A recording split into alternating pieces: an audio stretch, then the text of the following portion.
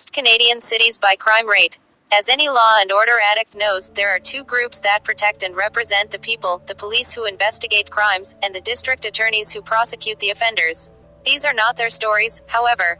Instead, we're here to focus on the nastier side of that story, namely, the cities where these crimes occur.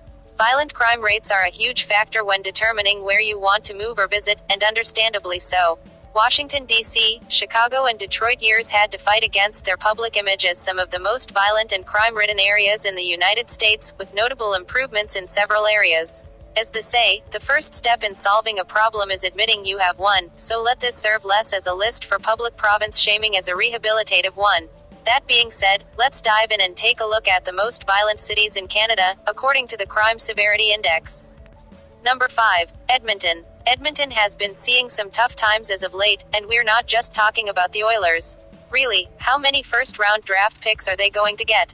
Unfortunately, Edmonton's crime rate is about as stagnant as their hockey team. The city has had a persistent problem with violent crime, especially sex-based crimes such as sexual assault, aggravated sexual assault, and sexual violations against children. That being said, Edmonton's overall crime index rating is only 103.9, lower than the others on this list.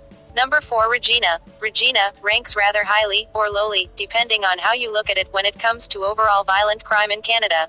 It's been trading places with Saskatoon the past few years, checking in with a 107.9 crime index rating.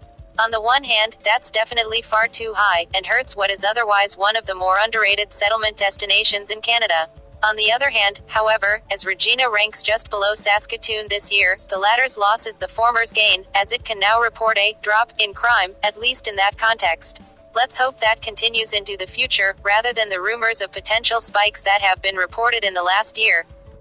Number 3. Saskatoon. Saskatoon's placement on this list is something of a good news, bad news situation. Let's get the latter out of the way first, so we can end this section on a good note. To begin with, yes, with a violent crime index rating of 113.5, the city has flipped back and forth with Regina, see above, in the overall rankings, and has sometimes even found itself at the ignominious top of the standings. In the NHL, that wins you the Precedence Trophy. In the war on crime, that wins you an incredible amount of scrutiny. Thankfully, however, there are signs that Saskatoon is trying hard indeed to improve its record and reputation. In 2013, the mayor announced that overall violent crime in Saskatoon had dropped 9%, and there are hopes that that trend can continue. Number 2. Thunder Bay. Thunder Bay, with a 119.2 crime index rating, lands next on our list. While it ranks 8th in overall crime, the CBC reported that it's the second most violent city in Canada. Sadly, that rating isn't a one-off incident, either. In 2012, the homicide rate was higher in Thunder Bay than in any other major metropolitan area in Canada. Not exactly something you'd want to put on travel brochures. To the city's credit, those in power have been trying to fix the problems for some time now. Economic issues may, again, be at fault, as traditional, manufacturing industries are evaporating from the Thunder Bay scene, and grain subsidies and issues regarding the transportation industry have hit the city as well. That being said, the overall unemployment rate isn't nearly as poor as other regions in Canada. Number 1. Winnipeg. Winnipeg earns the ignominious title on our list as the most violent major city in Canada, with a 122.1 rating. That being said, while Winnipeg tops our list of the most violent cities in Canada, its place here is unique insofar as most of Winnipeg does pretty well rating-wise.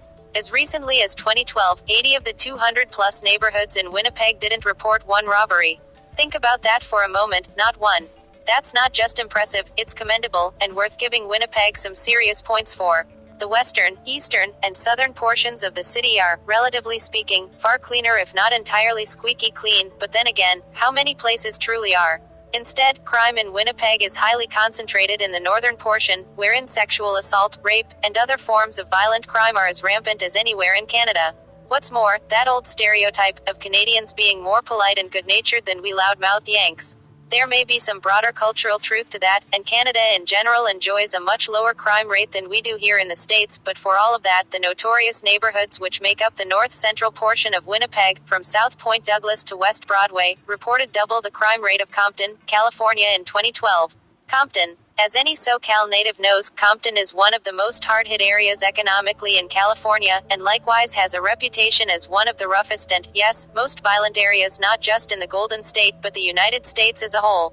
And north central Winnipeg, with half the population, has Compton beat so far as robberies are concerned, and that is something to be concerned about. Most of Winnipeg, as stated above, ranks very low on the crime index, and the city as a whole is enjoying something of a renaissance. Let's hope north central Winnipeg can enjoy a rebirth and a new, more peaceful beginning in the future as well. All of these locations have problems with violent crime, but all have at least some glimmer of hope. Let's hope that serves as a beacon for future improvement, lest these otherwise fine locales suffer from their distinction of being some of the most violent cities in Canada.